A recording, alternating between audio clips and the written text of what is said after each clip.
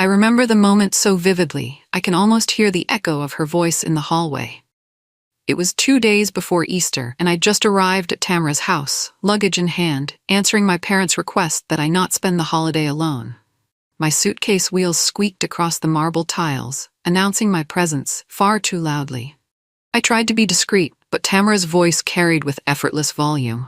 "She won't fit in, Mum. Lena's just too poor for my circle." The casual, almost bored way she said it stunned me more than the actual words. I paused in the doorway, breath caught in my throat, and for a second I wondered if she even realized I could hear her. But she did. She glanced at me over her shoulder, that impeccably made-up face not betraying a single hint of guilt or hesitation. There was an uncomfortable silence before she added, "It's not that I hate her, she's just not a match." I forced a small, breathy laugh, because laughter was the only barrier between my pride and my tears. Hearing your own sister dismiss you so categorically is a gut punch that never quite lands in a predictable spot. Tamara has always been the radiant one, the child you couldn't look away from in family photos, the one who lit up every holiday gathering with her big smile and her bigger personality. Our parents doted on us both, but she craved the spotlight and was rewarded for that craving. Dance recitals, beauty pageants, early modeling gigs, she soared in every social realm, while I stayed tucked quietly in the background, reading books or tinkering with puzzles. People often described me as the shy one, or the studious one, and Tamara reveled in being the it girl. Her world sparkled with likes, hashtags, and designer labels, while mine was built on silent observations and private joys. Over time, her flamboyant lifestyle grew only more extreme, feeding off social media's endless appetite for curated perfection.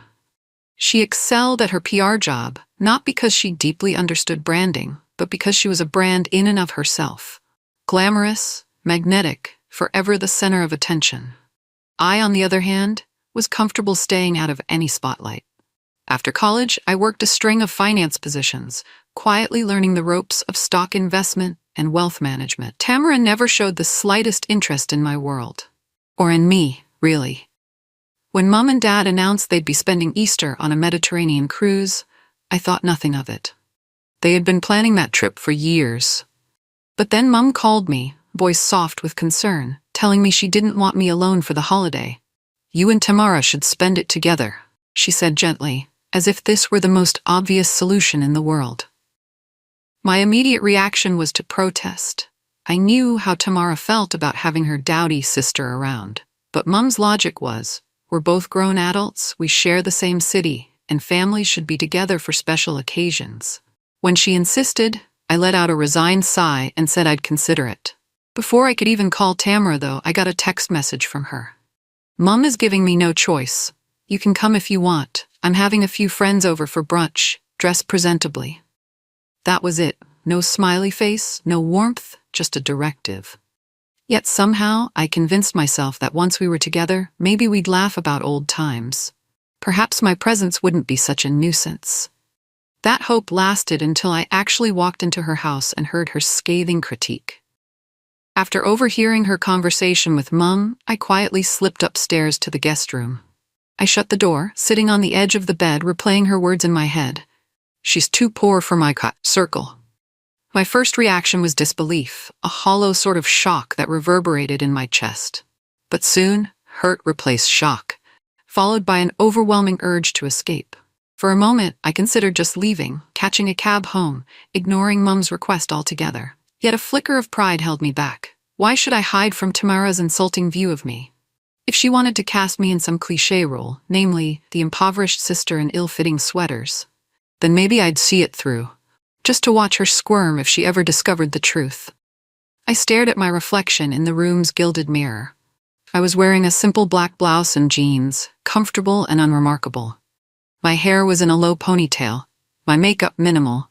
Yes, I was quiet, but quiet didn't equate to powerless, and it most certainly didn't equate to poor. I closed my eyes and inhaled deeply, deciding that I would stay. For Mum, for Dad, and for whatever unexpected turn might follow. My phone buzzed with a reminder that a market report was about to be released.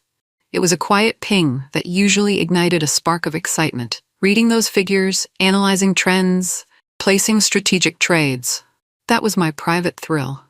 Tamara never knew that while she was busy showing off her new designer bag, I was funneling money into carefully selected stocks and ETFs. To her, I was just a boring office drone. If only she knew that I had spent the past decade turning a modest set of savings into a $300 million portfolio. It hadn't been easy. I started with just a few $1,000s saved from my first job, meticulously budgeting so I could invest more each month. My nights were spent reading financial reports while Tamara posted photos from exclusive club openings. My weekends revolved around analyzing market volatility while Tamara flaunted brand new shoes. In time, I made bold moves, investing in emerging markets, identifying undervalued tech startups, always reinvesting my gains. I didn't need people's applause or validation for my success. The numbers spoke loud enough to me, and I liked it that way. My wealth was my secret garden, a sanctuary from superficial judgments like Tamara's. Late that night, I tossed in the plush guest bed. Tamara's house was silent except for the faint hum of distant traffic. Even though every inch of that place screamed luxury, from the tufted velvet headboard to the grand chandelier in the foyer, it felt cold, like a stage set designed to wow an audience. I wondered how much she paid just to keep up appearances, how much time she invested in curating her Instagram-worthy existence. My thoughts drifted to the causes I'd quietly funded over the years. The scholarships for underprivileged students, the water filtration systems for remote villages, the library I built in a small town that didn't even have a proper bookstore.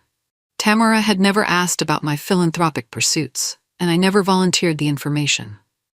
Perhaps some part of me feared her derision, or maybe I simply believed that good deeds done in silence had a different kind of purity. I finally drifted off to sleep, unsettled but strangely emboldened. A new question bubbled in my mind. If Tamara and her friends learned who I really was, what I really had, how would they react? The thought made me uneasy, but a small, almost mischievous smile tugged at my lips before I surrendered to sleep. Easter morning arrived with an energetic buzz in Tamara's household. The catering team bustled around the kitchen, setting up lavish floral centerpieces on an enormous marble countertop. Two servers in crisp white shirts carried trays of champagne and sparkling juices, while a harpist stood by the window, carefully tuning strings that glimmered in the sunlight. It was like stepping into one of those high society magazines, everything meticulously choreographed for maximum effect.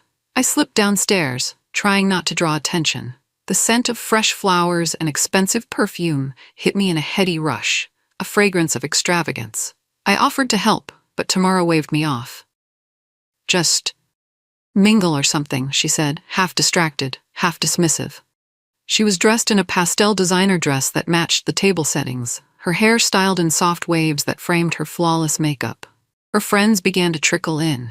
Clara in a tailored jumpsuit, Jasmine in a floral sundress, a few men in linen suits. Their conversations danced from hedge funds to exclusive clubs, from new restaurants in town to who got invited to which celebrity's after-party. They dropped names like confetti, each one an attempt to outshine the other. I stood on the periphery, a silent observer with far more knowledge than they could imagine. Eventually, one of Tamara's friends, an elegant woman I recognized from social media as Amelia, sauntered over to me. She wore an expensive watch that flashed with every subtle movement of her wrist. "And you are?" she asked, smiling in that polite yet distant way of someone trying to place you in her mental hierarchy. "I'm Lena," I replied, offering my hand. "Tamara's sister." Amelia's eyebrows lifted as though she was registering mild surprise. "Oh, right. I've heard a little about you. Finance, was it?" I smiled. "Yes, I work in finance." Before I could elaborate, Tamara suddenly appeared, sliding an arm around Amelia's shoulders. "Lena just dabbles," she said, her tone dripping with condescension. "She's low-key." A ripple of gentle laughter spread through the little circle that had formed around us. I felt my cheeks warm, not out of shame but annoyance. I bit my tongue, deciding it wasn't worth correcting her in that moment. Let them laugh. If they believed Tamara's narrative, so be it. I understood that power speaks loudest when it's silent, and I had no intention of using my wealth as a bargaining chip for acceptance. I was here for my parents' sake, nothing more. The brunch itself was a sensory feast. Perfectly poached eggs with hollandaise, artisanal bread baskets, delicate macaroons in pastel colors. Everything arranged like a gourmet photo shoot. A string quartet had replaced the harpist outside on the terrace, and I heard the gentle strains of classical music weaving through the laughter of Tamara's guests. It was idyllic, if a bit overdone. Tamara presided at the head of the table, ensuring everyone was comfortable, constantly adjusting place settings, and orchestrating the conversation to keep it from ever getting too real. I found myself sandwiched between two men who seemed more interested in discussing their next yacht rental than asking anything about me. From across the table, Tamara would occasionally cast me a cursory glance, as if to confirm I was behaving according to her quiet, unremarkable sister script. She needn't have worried. I had no intention of stealing her thunder. I listened politely as Clara launched into a story about an upscale spa she visited in Bali, and Amelia chimed in about a designer pop-up she was desperate to attend. No one asked about my Easter traditions or how I felt about our parents being away. It was as if I were invisible, which suited me just fine. For now.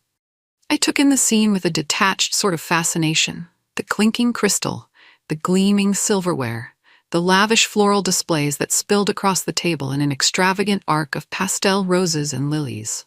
Tamara had spared no expense, and the effect was undeniably stunning. But behind the glitz and glam, I could sense the undertow of insecurity, hers, and to some extent, all of her friends. Their constant name-dropping and status-seeking felt like attempts to prove they belonged in a world they'd only just glimpsed. Sipping my champagne, I watched Tamara pivot from conversation to conversation. A perfect hostess. She was truly in her element, shining under the sunlit canopy, her laughter bright and infectious. I recalled a time when Tamara and I were younger, and we'd spend Easter hunting for chocolate eggs in our grandparents' backyard. She was always the one who found them most, shrieking with glee at each discovery. I'd smile quietly then, happy just to be part of her excitement. Funny how some dynamics never change, even if the setting does. In that moment, I felt a mixture of love and exasperation for her. She had no idea that I could buy and sell this brunch 100 times over if I chose to. As the meal wound down, Tamara's guests migrated to the living room, where a tray of petit fours and after-brunch liqueurs awaited. The conversation grew louder, the anecdotes more boastful. Someone brought up hedge funds, stumbling over basic terminology, but everyone nodded sagely as if they fully grasped the complexities. I bit my lip to hide a smile.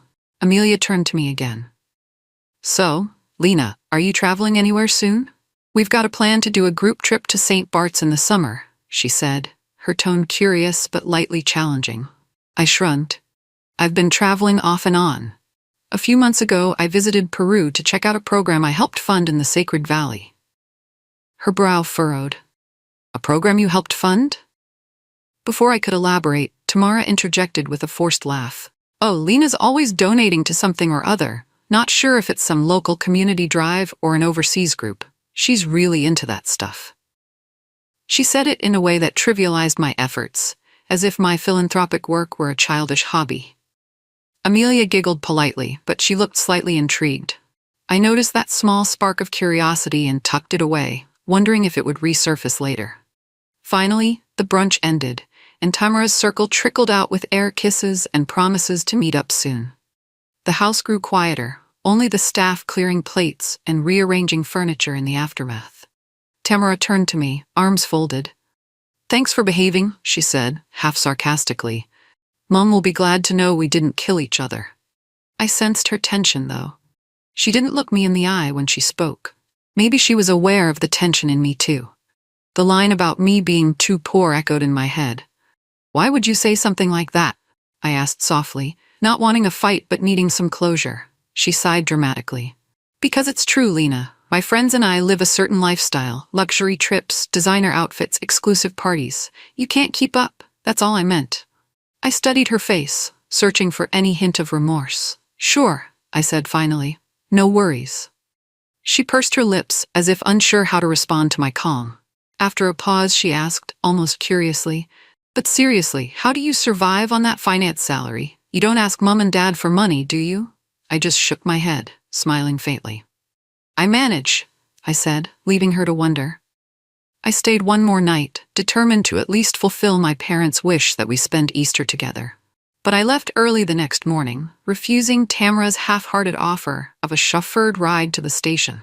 My modest car, an older model I kept in impeccable condition, was parked at the curb. As I loaded my suitcase, Tamara stood on the porch in her satin robe, sipping a latte, looking every bit the social media queen. A fleeting twinge of sadness pricked my heart. Even with all our differences, she was still my sister, someone I'd known and loved my entire life. But at that moment, we felt worlds apart. The drive home was filled with silent introspection. I replayed the brunch, the subtle and not so subtle slights, the laughter at my expense. The words that stung the most, "She won't fit in." Not because they were necessarily wrong, but because of the assumption behind them, that I needed or even wanted to fit into that circle. I didn't. My life was full in ways Tamara could never comprehend, and, ironically, I probably out-earned everyone at that table combined. I resolved to keep my secret intact. If it ever came to light, it would be on my terms, not theirs. Back at my own apartment, a spacious, sunlit loft in a quieter neighborhood, I sank into my favorite reading chair. As I gazed at the hardwood floors and the minimal but high-quality furniture I'd chosen for comfort more than show, I felt the calm that always enveloped me here. My phone buzzed, a reminder that a scholarship deadline was approaching. That was me. Never a moment's rest from the various philanthropic projects I managed. I opened my laptop and reviewed new investment updates. A couple of the stocks I'd been tracking had skyrocketed. The portfolio was healthy. A smile of satisfaction curled my lips as I noted the growth. That money would translate into more scholarships, more libraries, more opportunities for communities that were often overlooked. This was the life I had built, unflashy on the surface, incredibly fulfilling in its depth. Later that evening, I found a leftover container of homemade soup in the fridge and heated it on the stove, reflecting on how Tamara would probably scoff at my simple dinner. But the quiet comfort of my home, the knowledge that my investments were thriving, and the sense of purpose from helping others gave me a peace Tamara's gilded parties never could. I wouldn't trade it for anything. A few weeks slipped by. I buried myself in my usual routines, working through new potential investments, reading about microfinancing opportunities, and finalizing the details of a community center project I was funding in a small town.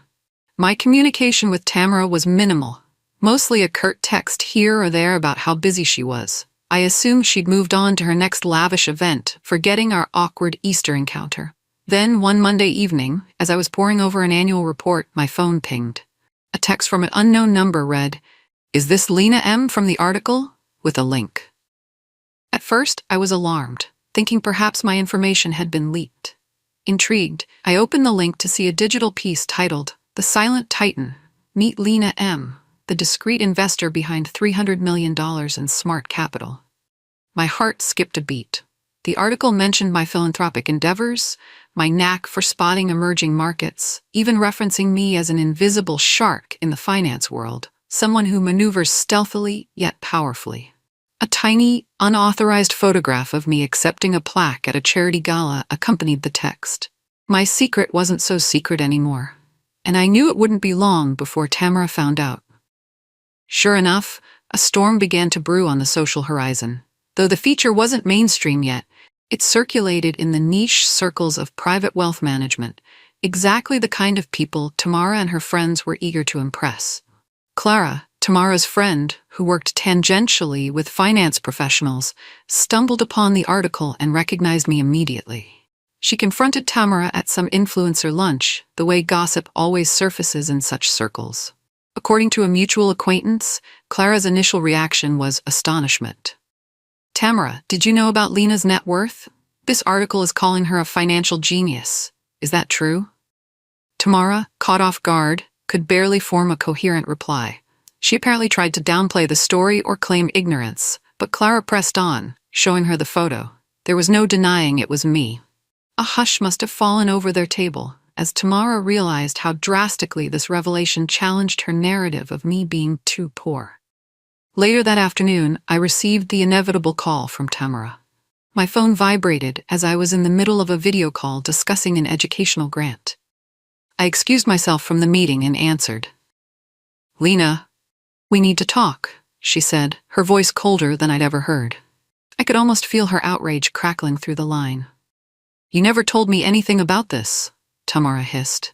"Do you know how humiliated I felt when Clara showed me that article in front of everyone? My own sister, and I had no idea who she really was." I leaned against my kitchen counter, inhaling deeply before responding. "I never hid anything," I said calmly. "I just didn't parade my finances around. I don't see why it's my obligation to broadcast my net worth to anyone, including you." She scoffed, and I could imagine her pacing around her living room, nails tapping on her phone in agitation. "But you let us think you were struggling. You wore those plain clothes, drove that outdated car. You literally sat at my Easter brunch and said nothing, while my friends assumed you were some low-level finance drone." The underlying message in her words was that I had somehow deceived her or made her look foolish. It stung, but it also revealed her priorities. I swallowed the indignation in my throat and said quietly, "I don't define myself by my wealth, Tamara. Maybe you do, but I don't. And that's really all there is to it." "That's not all there is to it," she snapped. "You embarrassed me. You made us all look shallow and ignorant." I couldn't help but notice how it was less about her caring for my feelings and more about the damage to her social standing. Taking a seat on my living room couch, I steadied myself for a real conversation. "Tamara, I didn't set out to embarrass you. Honestly, I don't care what your friends think. I care about my privacy, about doing meaningful work, and about not turning my finances into a public spectacle." She took a sharp breath. "You could have given me a heads up. A single hint. I mean, why hide it? Why let us think?" She trailed off. I heard her exhale, a shaky breath that hinted at genuine hurt. For a moment, I realized that behind her anger, she might feel betrayed. "Look," I said softly, "I wasn't hiding. I just live my life differently. I'm not about to post my bank statements or brag about my philanthropic deeds on social media. That's not who I am, Tamara." Silence hung heavy between us, broken only by her quiet sniffle. Then, in an unsteady voice, she asked, "So, what happens now?"